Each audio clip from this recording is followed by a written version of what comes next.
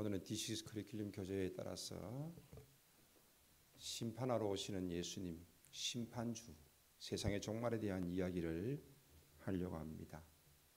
오늘 본문의 마태복음 24장 20절에 보면은 너희가 도망하는 일이 겨울이나 안식일에 일어나지 않도록 기도하라. 그때에 큰 환란이 닥칠 터인데 그런 환란은 세상 처음부터 이제까지 없었고 앞으로도 없을 것이다. 그 환란 날의 날들을 줄여주지 않으시면 구원받을 사람이 하나도 없을 것이다. 그러나 선택받은 사람들을 위하여 하나님께서 그 날들을 줄여 주실 것이다. 마태복음 24장 23절부터는 그때 너희에게 보이라, 그리스도가 여기 있다, 혹은 아니 여기 있다 하더라도 믿지 말아라. 거짓 그리스도들과 거짓 예언자들이 일어나 큰 표적들과 기사들을 행하여 보여서 할 수만 있으면 선택받은 사람들까지도 홀릴 것이다. 보아라, 너희에게 미리 말하여 둔다. 그러므로 그들이 너희에게 보아라, 그리스도가 광야에 있다 하더라도 너희는 나가지 말고 그리스도가 골방에 있다 하더라도 너희는 믿지 말아라. 마태복음 24장 29절 이하에 그 환란의 날들이 지난 뒤에 곧 해는 어두워지고 달은 빛을 내지 않고 별들이 하늘에서 떨어지고 하늘의 세력들이 흔들릴 것이다. 그때 인자가 올 징조가 하늘에서 나타날 터인데 그때에는 땅에 있는 모든 민족이 가슴을 치며 인자가 큰 권능과 영광으로 하늘 구름을 타고 오는 것을 볼 것이다. 그리고 그는 자기 천사들을 큰 나팔 소리와 함께 보낼 것인데 그들은 하늘 이 끝에서 저 끝까지 사방에서 선택된 사람들을 모을 것이다.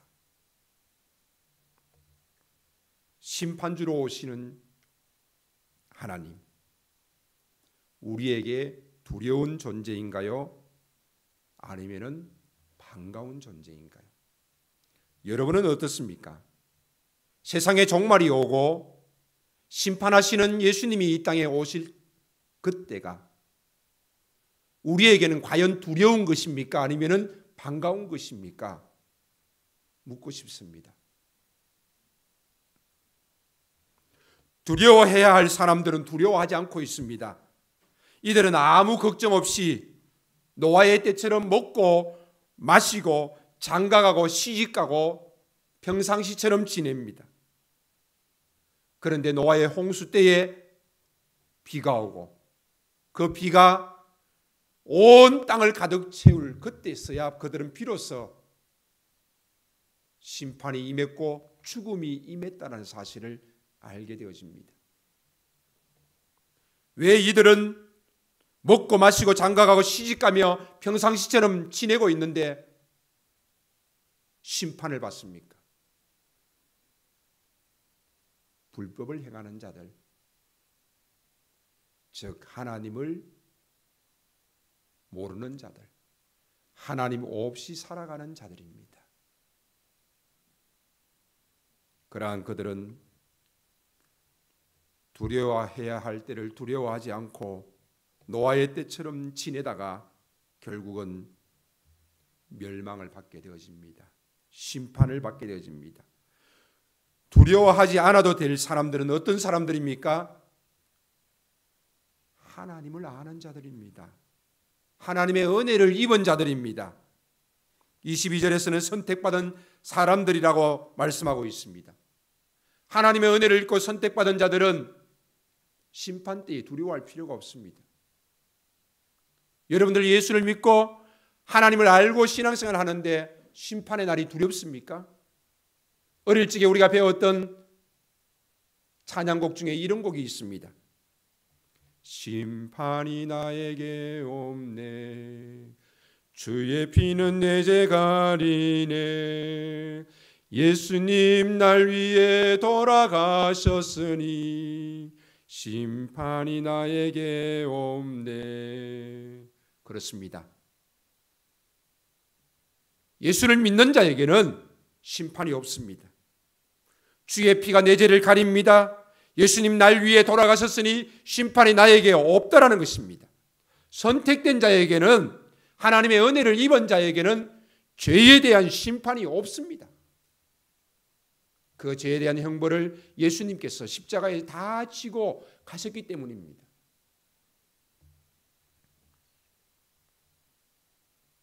심판의 날에 선택된 자들은 심판이 없고 상급만이 있을 뿐입니다. 그래서 요한복음 3장 17절에 그를 믿는 자는 심판을 받지 아니할 것이요 라고 말씀하고 있습니다. 믿는 자는 멸망치 않고 영생을 얻게 하려 하심이라 말씀하고 있는 것입니다. 그렇다면 이 땅에 살아가는 우리는, 하나님의 은혜를 맛보고 예수 그리스도를 믿는 우리는 심판을 받지 아니하기 때문에 아무렇게나 살아도 된다는 것입니까? 아닙니다. 심판의 날을 기다리면서 깨어서 준비하라라고 오늘 본문에서 말씀하고 있습니다. 심판의 날에 우리는 깨어 있어야 하고 준비하고 있어야 하는 것입니다. 그러면 그 심판의 날이 언제입니까? 세상의 종말이 언제입니까? 100년 후? 1000년 후? 그렇게 생각할 수 있습니다. 그러나 그 종말의 날은 두 가지가 있습니다. 하나는 세상의 종말이 있습니다. 그 세상의 종말은 진짜 500년 후가 될지 10년 후가 될지, 내일이 될는지 1000년 후가 될는지 아무도 알지 못합니다. 또 하나의 세상의 종말이 아니라 개인적인 종말이 있습니다. 그 개인적인 종말은 언제입니까? 여러분의 종말은 언제라고 생각하십니까? 100년을 더 산다고 생각하십니까? 30년을 더 산다고 생각하십니까? 아무도 알지 못합니다. 세상의 종말도 아무도 알지 못하듯이 개인의 종말 역시 아무도 알지를 못한다라는 것입니다. 같이 예배드렸는데 그 다음날 하나님이 부르시면은 가야 하는 것이 우리의 인생이지 않습니까? 함께 식사하고 함께 예배드리고 함께 웃으면서 헤어졌는데 그 다음 날이라도 하나님이 부르시면은 가야 하는 것입니다. 개인적인 하나님의 부르심을 우리는 개인적인 종말로 이야기할 수 있습니다. 그러므로 우리는 세상의 종말이 되었든지 아니면 개인의 종말이 되었든지 간에 깨어 있어야 하고 준비하고 있어야 하는 것입니다. 십자가 옆에 있는 한편 강도처럼 나는 예수 마지막에 믿다가 죽을 거야. 그것은 사람의 힘으로 되지 않는 것입니다. 마태복음 24장 37절 오늘 본문 말씀에 보면 노아의 때와 같이 인자가 올 때에도 그러할 것이다. 홍수 이전에 사람들은 먹고 마시고 장가가고 시집가며 지냈다. 홍수가 나서 모두 휩쓸어 가기까지 그들은 아무것도 알지 못하였다. 인자가 올 때에도 그러할 것이다. 마태복음 24장 41절에 보면 두 여자가 맷돌을 갈고 있는데 하나는 데려가고 하나는 버려둘 것이다. 그러므로 깨어 있으라. 너희는 주께서 어느 날에 오실는지 알지 못하기 때문이다. 그러므로 너희는 준비하고 있으라. 너희가 생각하지 않은 때에 인자가 올 것이기 때문이다. 깨어 있고 준비한다는 것은 무슨 말입니까? 마태복음 24장 20절에 보니까 바로 깨어 있고 준비한다는 것은 기도한다는 의미입니다. 기도해야 합니다. 그래서 유대인들은 마지막에 잠잘 때마다 어떻게 기도합니까? 아버지여 내 영혼을 아버지 손에 부탁하나이다. 예수님께서 십자가상에서 하신 그 기도처럼 그들은 밤에 잘 때마다 그 기도를 합니다. 아버지여 내 영혼을 아버지 손에 부탁하나이다. 오늘 이 밤에 우리는 잠들었다가 깨지 못할 수도 있습니다. 그러나 우리는 마지막에 그 순간에 그 하나님 앞에 기도했습니다. 아버지여 내 영혼을 아버지의 손에 부탁하나이다.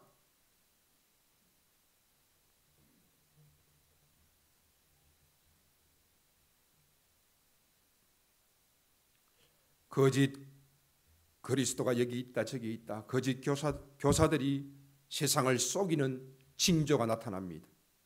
어느 목사님의 젊은 시절의 고백입니다. 교회에서 싸우는 모습을 보면서 어느 순간 자기 마음속에 교회가 싫어졌습니다. 그래서 수원역에 나가서 기독교 서점에서 책을 뒤적거리는데 어느 누군가 다가오더니 성경 이야기를 하는 것이었습니다. 교회는 말씀을 모르기 때문에 안타까운 모습들이 너무 많다는 겁니다. 오우, 공감이 갔습니다. 그러면서 같이 만나서 성경에 대한 이야기를 했습니다. 그리고 그 집에 찾아가서 또 성경에 대한 이야기를 했습니다. 어느 날 신방을 온다는 것입니다. 그래서 신방을 왔을 때 같이 앉아 있어도 된다고 해서 같이 앉아 있었는데, 신방을 하는데 옆에서 그 이야기를 듣고 있는데 보니까 속이 다 시원한 것입니다. 그래서 도대체 어디냐고, 어느 교회냐고 물어보았더니 정거 장막 성전이라고 이야기했습니다. 신천지라고 이야기하지 않았습니다. 정거 장막 성전이라는 것입니다. 그래서 검색을 해보았더니 정거 장막 성전 검색을 했더니 신천지입니다. 아하, 내 속에 불평과 원망이 나도 모르는 사이에 여기까지 왔구나. 그리고 바로 발을 뗐다는 것입니다. 거짓 교사들과 거짓 그리스도가 종말에는 판을 치는 것입니다. 깨어 기도하지 아니하면 자신도 모르는 사이에 넘어가게 되는 것입니다. 무엇을 기도해야 합니까? 마태복음 24장 20절에 보니까 너희가 도망하는 일이 겨울이나 안식일에 일어나지 않도록 기도하여라. 겨울이나 안식일에 일어나지 않도록 기도하여라. 추운 겨울입니다. 안식일에는 아무것도 하지 않습니다. 그러한 때에 나에게 종말이 찾아오지 않도록 기도하라는 것입니다. 그때에 큰 환난이 닥칠 터인데 그런 환난은 세상에 처음부터 이제까지 없었고 앞으로도 없는 환난이다. 그 환난의 날들을 줄여주지 아니하면 구원받을 사람이 하나도 없을 것이다. 그러나 선택받은 사람들을 위하여 하나님께서 그 날들을 줄여주실 것이다. 환난을 줄여달라고 기도하라는 것입니다. 세상의 종말 가운데 우리가 처했더라면 그 환난 가운데서 하나님이 환난의 날을 나에게 줄여주시옵소서. 이 환난 날을 줄여주지 아니하신다라면 구원받을 사람이 하나도 없다라는 것입니다.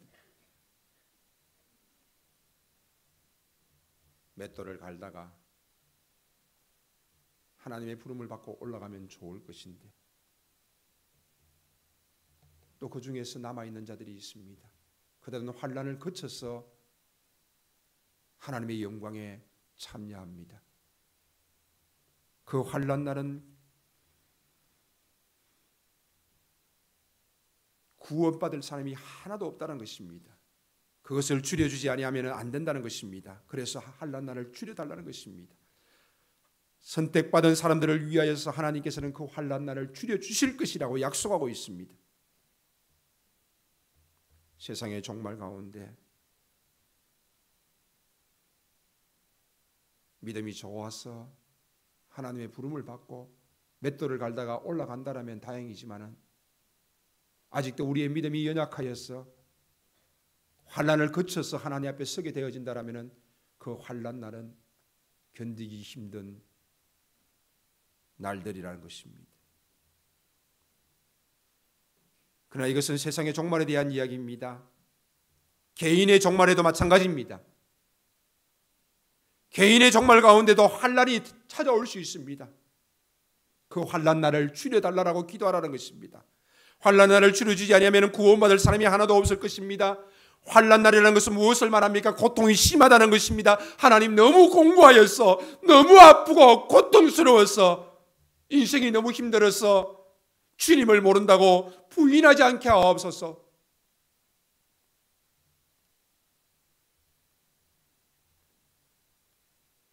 여러분 신앙의 연약함으로 인하여서 내일 차일 피일 미루고 있습니까?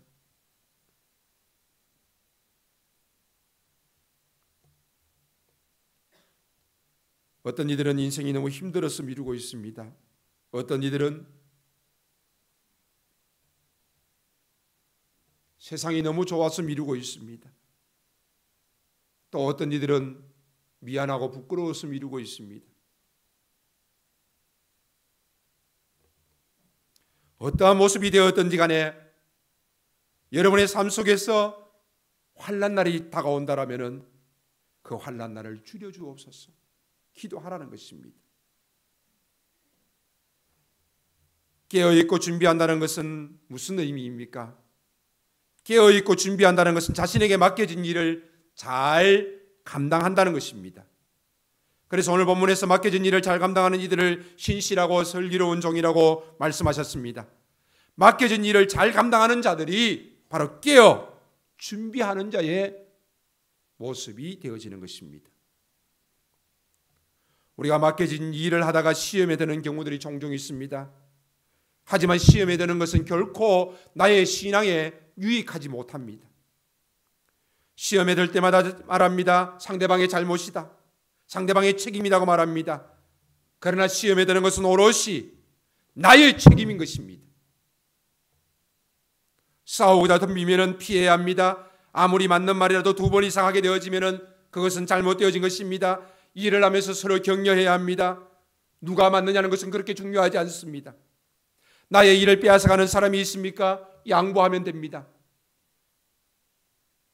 왜 시험에 들고 왜 시험에 드는 말을 내 입술에서 해야만 하는 것입니까? 맡겨진 일을 감당한다는 것은 결코 쉬운 일이 아닙니다. 서로 힘을 쓰고 애를 쓰고 시간을 내고 몸을 들이고 물질을 들여서 우리가 맡겨진 일들을 감당하게 되어지는데 서로 격려해도 부족한데 왜 내 입술은 그를 힘들게 합니까? 맞는 말이라고요? 상대방이 그렇게 했기 때문이라고요? 천만의 말씀입니다. 나의 잘못입니다. 맡겨진 일들 속에서 시험에 드는 일이 나에게 없어야 되고 남을 시험에 들게 하는 일도 없어야 할 것입니다. 맡겨진 일에 신실하고 슬기로운 종들은 복이 있다라고 말씀하고 있습니다. 맡겨진 일이 어느 순간 주님의 일이 아니고 자기의 일이 되어지는 경우가 있습니다. 주님을 사랑함으로 그 일들을 맡아야 되는데 일을 사랑하게 되어지고 자기 일이 되어지는 경우가 있습니다. 또한 맡겨진 그 모든 것까지 주님의 것이 아니라 자기의 것으로 착각하는 경우가 있습니다. 교회는 주님의 몸된 교회입니다. 교회는 하나님이 주인이십니다. 그런데 교회가 나의 것으로 착각되어집니다.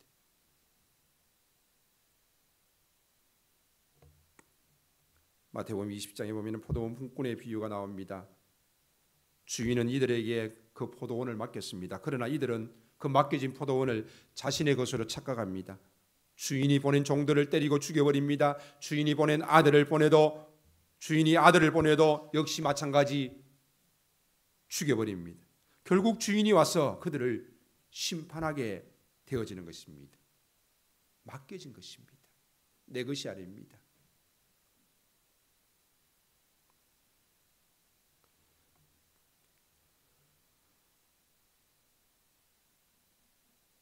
일꾼들이 주인이 맡겨진 모든 것을 자기들의 것이라고 주장하게 되어집니다.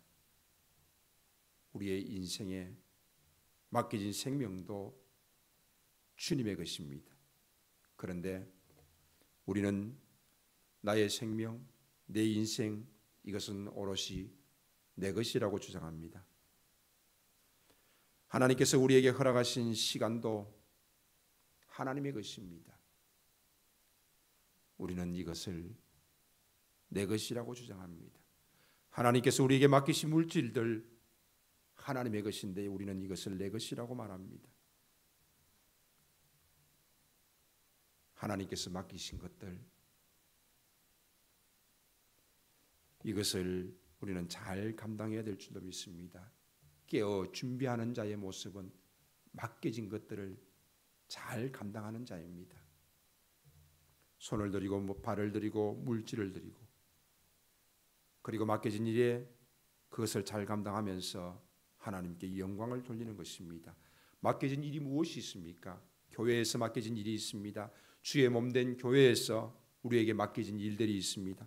어떤 사람은 사도로, 어떤 사람은 예언자로, 어떤 사람은 복음 전도자로, 어떤 사람은 목회자와 교사로 삼으셨습니다. 그것은 성도들을 준비시켜서 봉사의 일을 하게 하고 그리스도의 몸된 교회를 세우게 하려는 것입니다. 우리에게 맡겨진 일들을 통하여서 하나님께서 우리에게 허락하신 교회를 세우는 것입니다. 장로로, 안수집사로, 권사로, 집사로, 교사로, 리더로, 찬양으로 세움을 받은 우리에게 맡겨진 봉사의 일은 그리스도의 몸된 교회를 세우게 하는 것입니다. 주의 몸된 교회를 세움에 있어서 우리의 모든 것 들여서 우리는 주의 몸된 교회를 세웁니다. 왜? 하나님께서는 그 몸된 교회를 통하여서 우리에게 은혜를 주시고 축복의 통로 삼으시길 원하시기 때문입니다. 또한 우리에게 맡겨진 일이 있습니다. 바로 그것은 가정입니다. 창세기 18장 19절에 보니까 아브라함을 부르신 목적에 대해서 이렇게 말하고 있습니다. 내가 아브라함을 선택한 것은 그가 자식들과 자손들을 잘 가르쳐서 나에게 순종하고 옳고 바른 일을 하도록 가르치라는 뜻에서 한 것이다. 하나님께서 아브라함을 부르신 일은 그 자식과 자손들을 잘 가르쳐서 믿음 가운데 바로 세울 수 있도록 하기 위해서 불렀다라는 것입니다. 그래야 해서 하나님께서는 그 아브라함을 통하여서 큰 민족을 삼으셨습니다. 하나님께서 여러분을 부르신 목적은 무엇입니까? 장로로 부름을 받고 안수집사로 부름을 받고 권사로 부름을 받았습니까? 그러나 한 가정의 아버지로 부름을 받고 어머니로 부름을 받았다는 사실을 잊지 마시길 바랍니다. 어떻게 보면 교회에서 하는 일보다 더 어려운 일이 될 수 있습니다. 아버지가 된다는 것은 쉬운 일이 아닙니다. 어머니가 된다는 것은 쉬운 일이 아닙니다. 더더욱이 신앙의 아버지가 되어지고 신앙의 어머니가 된다는 것은 더더욱 쉬운 일이 아닙니다. 그러나 우리는 믿음의 가문을 세우기 위해서 3대, 1000대 이어질 수 있는 그 축복의 가정을 세우기 위해서 우리는 우리에게 맡겨진 일들을 감당해야 될 줄로 믿습니다. 나만의 신앙생활이 아니라 내 자녀의 신앙생활을 위해서, 우리의 가정의 신앙생활을 위해서, 가족의 신앙생활을 위해서 우리는 우리에게 맡겨진 일들을 감당해야 될 줄로 믿습니다. 말씀을 맺습니다. 종말에는 두 가지가 있습니다. 세상의 종말이 있고 개인의 종말이 있습니다. 세상의 종말이 언제 있는지 예수님께서는 모르신다고 말씀하셨습니다. 오직 아버지만 아신다라고 말씀하고 있습니다. 세상의 종말의 날짜를 말하는 이들이 있습니다. 그들은 이단입니다. 개인에게 찾아오는 종말이 있습니다. 언제 있는지 알 수 없지만은 어느 순간에 찾아옵니다. 오랜 세월이 지나지 않아서 우리에게 찾아올 것입니다. 주님이 우리에게 찾아오시고 내가 주님을 만나는 그 순간이 기대가 되어지고 반가운 일이 될 수 있기를 바랍니다. 여러분은 개인의 종말을 위하여서 깨어 준비하시길 바랍니다. 기도하시기 바랍니다. 맡겨진 일에 그 일들을 잘 감당하시기를 바랍니다. 그리하여서 주님이 오시는 그때에 맷돌을 가는 두 여인처럼 하나는 데려가고 하나는 남겨지는 그 모습 속에서 우리는 주님의 부름을 받는 그런 모습으로 준비되어질 수 있기를 주의 이름으로 간절히 축원합니다. 아멘. 살아계신 하나님 아버지 감사합니다. 주께서 오시는 그날에 맷돌 가는 한 여인처럼 부름받게 하옵소서. 노아의 가족처럼 구원받게 하옵소서. 환난 날에 정말